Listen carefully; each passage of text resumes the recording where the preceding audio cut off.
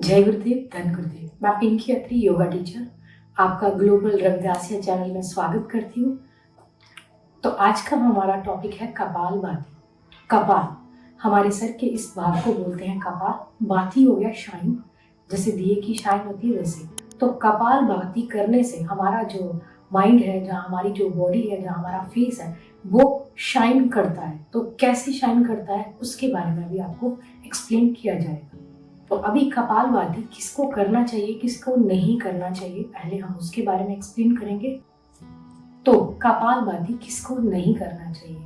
किसी को भी पेट के रिलेटेड कोई भी दिक्कत है, अल्सर है, डाइजेस्टिव रिलेटेड इश्यूज हैं, पाइल्स है, हाई बीपी का पेशेंट है, फीमेल्स जो प्रेग्नेंट है, जो कंसीव करना चाहती हैं, जिनको पीरियड्स पे हैं, उनको इसको अवॉइड करना चाहिए। बाकी जिनको भी ब्रेन के रिलेटेड डिसऑर्डर्स हैं, फॉर एग्जांपल अल्जाइमर है, आपको स्लीपिंग डिसऑर्डर है, देन उसके बाद एंजाइटी है या डिप्रेशन है, तो इसको थोड़ा अवॉइड करना है। और करना भी होगा आपको तो बिल्कुल स्लो से स्टार्ट करना है। जब कोशिश करें किसी ना किसी एक्सपर्ट के निगरानी में करें, उनके सामने करें, ताकि इसका आपको नुकसान ना हो पाए।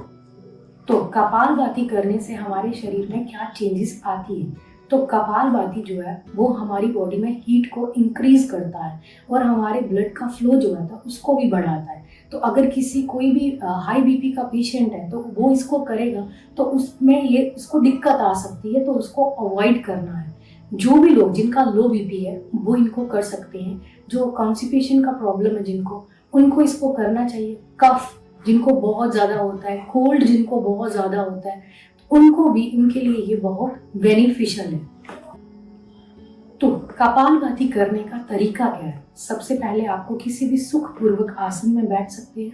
आप सुख आसन में बैठ जाए, आप अर्ध पद्मासन, पद्मासन या वज्रासन, कोई भी इन आसनों में से बैठ सकते हैं। बट कोशिश करें आपकी कमर गर्दन सीधी रहे, दोनों हाथ आपके घुटने पे रहेंगे, ना हाथ आगे रहे ना पीछे रहे, जहाँ आपको कंफर्टेबल लगता है वहाँ, जिसमें आपकी कमर गर्दन पे ज़्यादा आपको फोकस करना है कि वो सीधी रहे। अब कपालभाति करते कैसे हैं? तो कपालभाति करने के लिए आपको ज़्यादातर फोकस करना है कि सिर्फ एक्सेल पे। जो आपका एक्सेल है वो एक्टिव होना चाहिए और इनहेल जो है वो पैसिव होता है। कपालभाति में फोर्सफुली एक्सेल किया जाता है। हम एक एग्जाम्पल लेके चलेंगे कि फॉर एग्जाम्पल हमारे आगे किसी ने मोमबत्ती रखी हुई है, उस मोमबत्ती को हमें बुझाना है। तो अगर मैं बिल्कुल स्लो उसको बुझाने की कोशिश करूँगी, शायद वो ना बुझे। अब यही प्रोसेस में अगर फास्ट करूं तो वो एकदम से बुझ जाएगी। सेम चीज हमने कपालभाति में करनी है। जो हमने सांस मुंह से छोड़ी, अब वो नाक से आ जाना है। तो आपको फोर्सफुली नाक से एक्सेल करना है।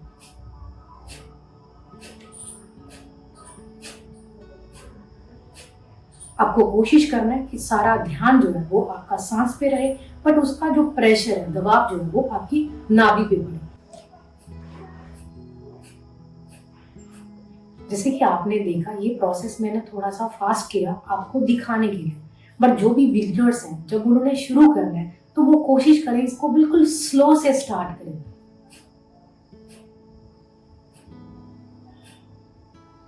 आप जैसे देख रहे हैं, इसका सारा जो प्रेशर है वो आपकी नाभि पे पड़ता है, बाकी जो शरीर है वो आपका स्टेबल रहता है। अब कपालभाति से पूरा जो प्रेशर है वो नाभि पे पड़ रहा है, तो नाभि के अंदर जितने भी आपके जो ऑर्गन्स हैं, आपका स्मॉल इंटेस्टाइन, लार्ज इंटेस्टाइन और जितने भी बाकी जो किडनीज है वगैरह, तो उनकी मसाज हो रही है। ये उनकी मसाज कर रहा है। इवन कि इसमें हमारा जो डाइजेस्टिव फायर होता है, जो जठर अग्नि है, ये उसको बढ़ाता है। और जो उसके रिलेटेड, अगर डाइजेस्टिव सिस्टम के रिलेटेड आपको कोई भी दिक्कत है तो धीरे धीरे करके ये इसको क्योर करता है। तो कपालभाति जैसे बिगनर्स है तो बिगनर को कोशिश करनी है 1 या 2 सेकेंड में सिर्फ एक स्ट्रोक करें, थोड़ा सा पेस ले लें, थोड़ा सा उसको ऑब्जर्व करें, फिर इसको धीरे धीरे बढ़ाते चलें। जब आप इसमें एक्सपर्ट हो जाएं तो फिर आप अपनी स्पीड जो है वो बढ़ा सकते हैं। फिर आप 1 सेकेंड में 2 स्ट्रोक्स ले लें। फिर आपको अब उसमें भी आपकी प्रैक्टिस अच्छी हो गई है तो फिर इसको आप और भी बढ़ा सकते हो। जो बिगनर्स रहते हैं वो 1 मिनट में 40 जो स्ट्रोक्स हैं वो ले। जो इंटरमीडिएट है वो 40 से लेके 90 या 60 के बीच में कर सकते हैं। और जिनका प्रैक्टिस बहुत अच्छा हो जाता है तो वो 1 मिनट में 120 स्ट्रोक्स भी कर सकते हैं, बट डिपेंड करता है आपकी प्रैक्टिस कैसी है। तो बिगिनर्स को करने के लिए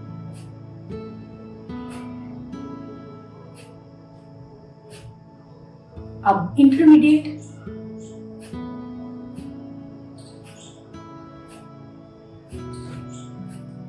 अब जो एडवांस का, जिनका फुल अपने ब्रेथ पे कंट्रोल है, वो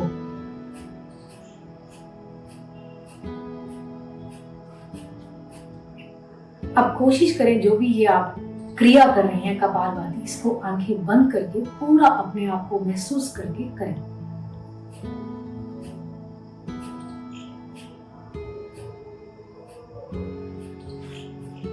तो जितना हम आंखें बंद करके करेंगे तो डीपली हम अपने आप को जान सकते हैं और इसका बेनिफिट जो है वो डबल हो जाता है।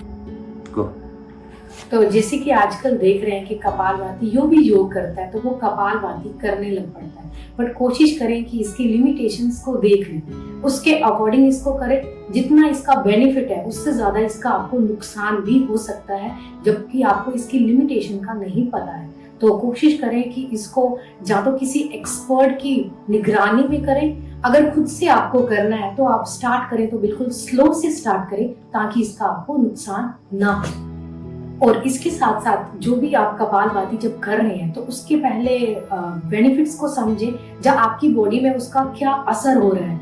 अगर आपको इससे बेनिफिट हो रहा है तो इसी को आपको कॉन्टिन्यूसली करना है, अगर आपको इसका बेनिफिट नहीं हो रहा है तो इसको अवॉइड करें। तो कपालभाति आपको कब करना है? तो जब आप सुबह उठते हैं उसके बाद खाली पेट, जब आप फ्रेश हो जाएं उसके बाद आपको कपालभाति करना है। कुछ लोग बिना फ्रेश हुए कपालभाति करते हैं तो उसका बेनिफिट नहीं होगा। और जब आप इवनिंग में करते हैं तो तब भी कोशिश करें कि आपके खाने का और कपालभाति को करने के बीच का जो गैप है 2 से 2.5 घंटे का होना चाहिए। कपालभाति जो है वो हमारी बॉडी में जो लेवल ऑफ एनर्जी है उसको बढ़ाता है। अगर आपको बहुत लो फील होता है तो इस क्रिया को करें और इसको पहले खुद से ऑब्जर्व करें, जैसे आपको इसको करते हुए ठीक लग रहा है तो इसकी प्रोसेस को बढ़ाएं। अगर आपको लग रहा है कि इसमें के करने के बाद आपको कोई दिक्कत आ रही है तो किसी एक्सपर्ट की देख रेख में करें। ये था कपालभाति।